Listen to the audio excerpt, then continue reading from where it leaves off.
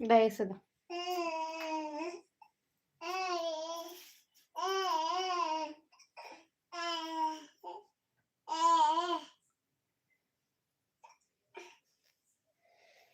ఇట్రా.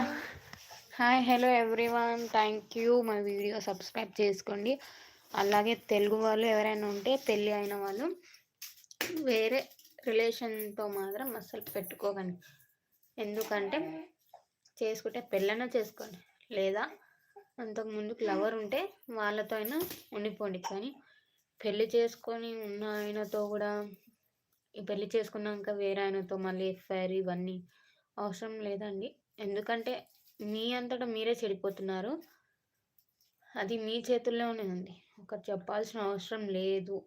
అలా చేసుకుంటే లవ్ మ్యారేజ్ అయినా చేసుకొని ఒకరితోటి జీవితాంతం ఉండండి. అంతేకాని ఒకరు కాదు ఇద్దరు అని అసలు సగం అమ్మాయిలే నాశనం చేస్తున్నారు. నిజానికి చెప్పాలంటే సగం అమ్మాయిలే కారణమైతే